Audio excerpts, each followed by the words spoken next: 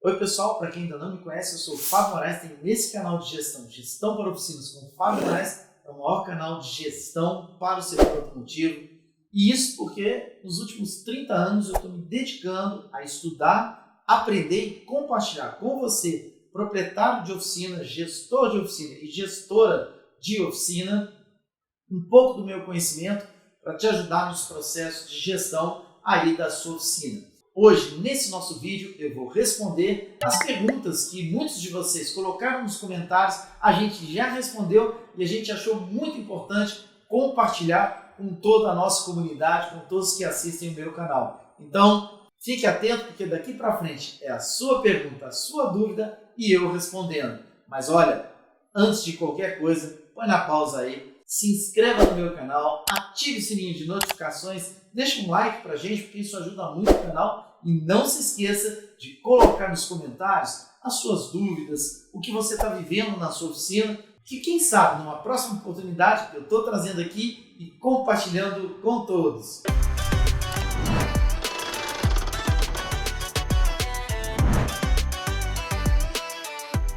Então vamos lá, gente. A primeira pergunta é sobre o vídeo estreitando a relação da sua oficina com a contabilidade. Quem fez a pergunta foi o Eduardo Santi. A pergunta dele é o seguinte: uma dúvida, Fábio. Vejo na minha cidade o quanto é comum contratar mecânico como prestador de serviço MEI. O que você me fala disso?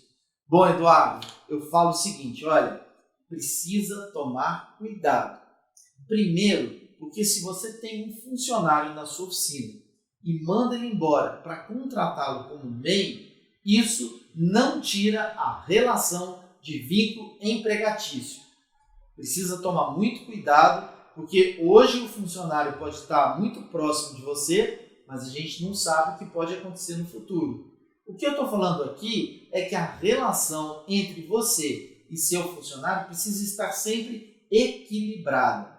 E relação equilibrada significa você respeitando os direitos dos seus funcionários e seus funcionários respeitando os direitos da empresa. Isso é uma relação equilibrada.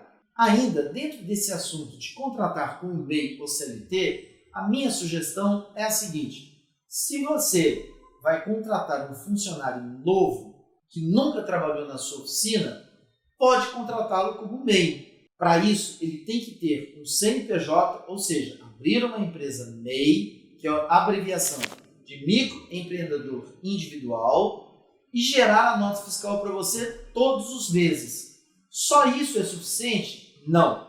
Você ainda precisa ter o cuidado de observar se ele está gerando a nota fiscal só para a sua oficina. Quando um MEI gera nota fiscal somente para uma empresa durante vários meses seguidos, isso pode caracterizar para a legislação vínculo empregatício. Por isso, é fundamental que esse funcionário que trabalha para você como MEI gere notas fiscais para outras empresas. Outra coisa importante de você observar é que todas as vezes que você contrata uma pessoa para trabalhar como MEI, ela não pode ter horários de chegada, de almoço e de saída. Ela tem que trabalhar como se fosse por empreitada. Olha, você tem que reparar este carro. Reparou, acabou, ele vai embora e está tudo certo. Não dá para você controlar os horários de entrada e saída se você estiver trabalhando com pessoas através do MEI. Você só pode controlar horários de entrada e saída se estiver trabalhando com pessoas registradas pela CLT. Caso contrário, não pode. Ah, mas por que, Fábio? Porque se você tiver uma pessoa com horários registrados de segunda a sexta-feira, de 8 às 18 e de segunda a sexta, e controlando o horário que ele está entrando e que ele está saindo, aí ele não é considerado como MEI. Ou seja, se este MEI lá na frente quiser entrar na justiça e pedir vínculo empregatício, possivelmente ele vai conseguir. A minha recomendação é que você converse com o seu contador, tire todas as suas dúvidas em relação a MEI e CLT e defina o que é melhor para você e para a sua empresa. Lembrando que como CLT você tem impostos e encargos para pagar para o seu funcionário. Como MEI, não. Porém, quando você contrata uma pessoa como MEI, certamente você vai pagar para ela um valor maior do que você pagaria como CLT. O mais importante de tudo é conseguir ter uma relação boa entre você e seus funcionários CLT ou entre você e aquelas pessoas que você contratou como MEI. Esse é o ponto principal, equilíbrio na relação entre empresa e MEI, ou entre que é prestadora de serviço para você, ou entre empresa e seus funcionários CLT. Deu para entender um pouquinho, Eduardo? Agora nós vamos para a segunda pergunta que eu selecionei nos nossos comentários. E quem fez a pergunta foi o Fernando Rosa. O Fernando perguntou o seguinte para mim: ô Fábio, há um mês iniciei minha oficina mecânica aqui em Maringá. Ei, Maringá, saudações, já fui em Maringá, é uma terra super boa. E olha, tô com saudade de voltar aí, hein? Aí o Fernando falou o seguinte: só que Maringá é uma terra estrangeira para mim. Tenho 20 anos de profissão e nos últimos 8 anos tive sociedade e me desvinculei da sociedade. Fábio, eu gostaria de saber qual o melhor caminho para atrair clientes. No período da abertura, consegui através de conversas e boca a boca. Agora, está difícil fazer busca e não sei nem por onde começar. Fernando, muito obrigado pela sua pergunta. E olha, atrair clientes é um processo. A gente não consegue atrair clientes para a nossa empresa de uma semana para outra. Eu preciso fazer, ou seja, eu preciso implementar na minha oficina várias ações ao mesmo tempo e no decorrer do tempo, ou seja, a médio prazo, o cliente vai começar a aparecer com mais regularidade na sua oficina. O primeiro ponto que eu quero abordar, Fernando, é dizer que, na minha opinião, não existe mais fidelização de clientes. O que existe é a necessidade da gente criar proximidade com os nossos clientes. Mas, Fábio, na sua opinião, qual que é a diferença entre fidelização e criar proximidade? Fidelização, na minha opinião, é quando o cliente lembra da sua oficina e ele sai de onde ele está e vai na sua oficina porque ele é fiel à sua oficina. O problema é que mudou tudo nos últimos anos. Mudou o perfil do consumidor, que é o nosso cliente, mudou a tecnologia dos carros, mudou a forma da gente atender os nossos clientes, mudou muita coisa. E, na minha opinião, o que vale a pena mesmo é a gente criar proximidade. E qual é a grande diferença de proximidade para fidelização? Proximidade é você, oficina, lembrar ao cliente que a sua oficina existe, para que todas as vezes que ele precisa de algum reparo no carro, ele vá à sua oficina e não busque outro. Essa é a grande diferença. Aquele processo de fidelização ele está deixando de existir porque nós, oficinas, agora é que temos que estar lembrando o nosso cliente. Não o nosso cliente só lembrar da gente. Eu preciso estar bombardeando o meu cliente com informações, com conteúdos úteis para ele. É assim que você começa a atrair mais clientes. Quer ver uma coisa? Crie as redes sociais da sua oficina e comece a disponibilizar conteúdos que você sabe que serão importantes para o seu cliente. Por exemplo, olha, como é que você sabe se está na hora de trocar o pneu do seu carro? Olha, onde que você vai medir se o nível do líquido de arrefecimento está bom ou não? Olha, onde você vai conferir o fluido de freio e por aí afora.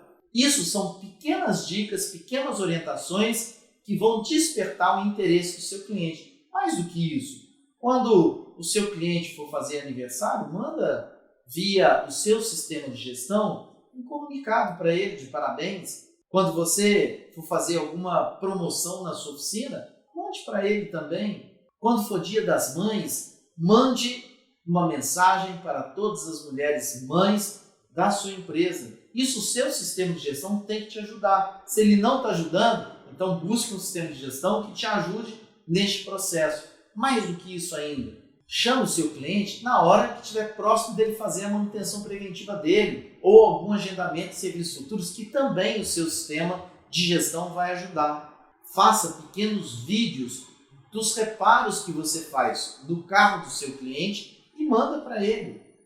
Tudo isso cria proximidade com o seu cliente. Pega, por exemplo, uma receita típica aí de Maringá, que de repente sua avó, sua mãe, alguém da sua família fazia e é uma receita fácil de fazer e muito gostosa. Compartilhe com os seus clientes. Fala, olha, aqui é da oficina tal, aproveita esse final de semana para você descansar e vai para a cozinha fazer essa receita que todo mundo vai gostar. Todo mundo da sua família vai gostar. Tudo isso são pequenas ideias que precisam ser executadas todas em conjunto.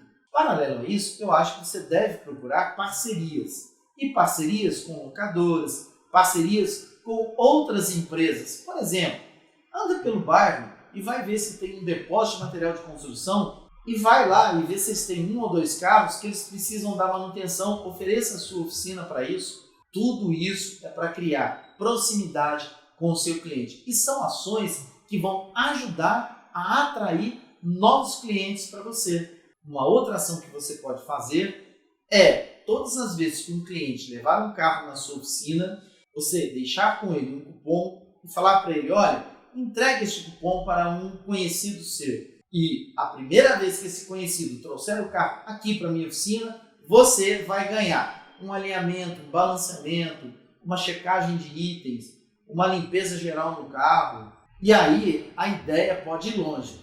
Tá vendo, Fernando, como é que a gente pode executar ações sem gastar muito dinheiro e conseguir trazer novos clientes, atrair novos clientes para a nossa oficina? A próxima pergunta é do Renan Rodrigues. E ele fez a pergunta baseado no vídeo que tem aqui no nosso canal sobre como calcular a folha de pagamento na sua oficina, ou seja, o impacto da folha de pagamento no faturamento da sua oficina. E o Renan pergunta o seguinte, professor, esse valor de faturamento é incluindo peças ou somente o valor referente a serviços? Renan, essa pergunta é rápida e direta. É o faturamento incluído tudo, peças e serviços. Todas as vezes que você vai fazer o cálculo para entender qual que é o impacto da folha de pagamento no faturamento da sua empresa, você precisa levar em consideração o faturamento total, que é o faturamento de peças mais o faturamento de serviços. A próxima pergunta que apareceu aqui nos nossos comentários e eu selecionei é da Speed 458 e foi sobre o bate-papo que eu fiz ao vivo falando sobre Prolabore. E aí eles perguntaram o seguinte, Fábio, o Prolabore é baseado na porcentagem referente ao lucro somente em cima da mão de obra ou o total de serviços e vendas? Muito bem. Esse é um assunto que eu gosto muito de falar, porque muitos donos de oficina misturam Prolabore com retirada.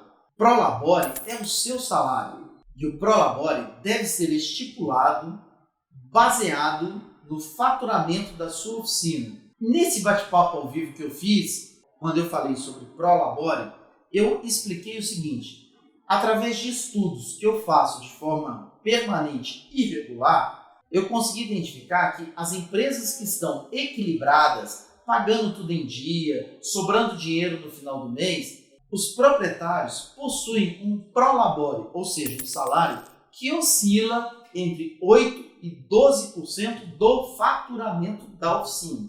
Então imagine que sua oficina tenha um faturamento entre peças e serviços de R$50 mil por mês, o Prolabore oscila entre 8% e 12%.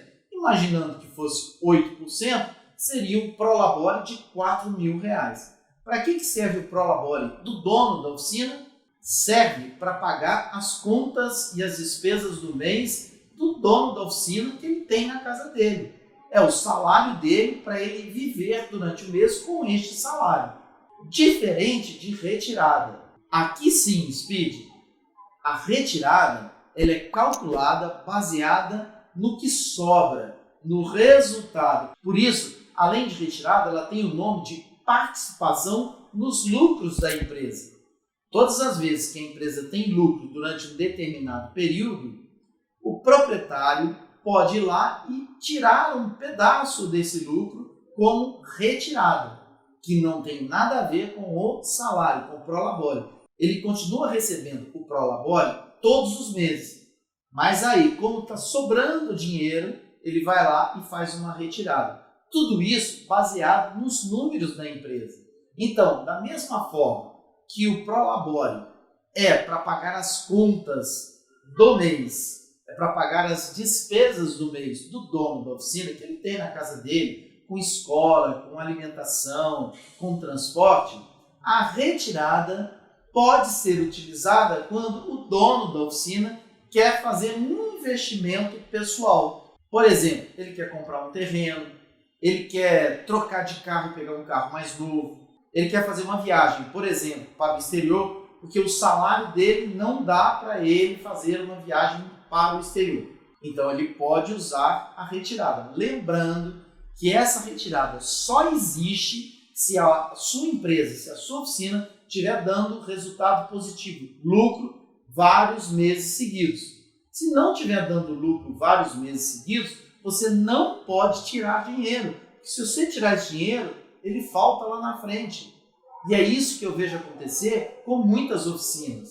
A próxima pergunta é do Iago Adriano. E a pergunta dele é sobre o vídeo Para Pagar as Dívidas Não Tem Segredo, parte 2. Então é o segundo vídeo que eu fiz aqui no meu canal sobre as ações que nós temos que fazer no dia a dia da nossa oficina para pagar as nossas dívidas e termos uma vida boa, sem dívida nenhuma nas nossas oficinas. A pergunta do Iago é a seguinte: professor, qual é a diferença entre faturamento e recebimento? Iago, muitos donos de oficina ainda confundem faturamento com recebimento. E aqui a explicação tem que ser bem direta. Faturamento é tudo que você vendeu dentro de um determinado período, por exemplo, do dia 1º ao dia 30 de cada mês, não importando como você vai receber. Você vendeu e o cliente pagou em 10 vezes no cartão e uma vez no cartão ou à vista, não importa. Isso entra como cálculo do faturamento do mês. E recebimento é tudo que você recebeu dentro do mesmo período. Por exemplo, do dia 1º ao dia 30 de cada mês.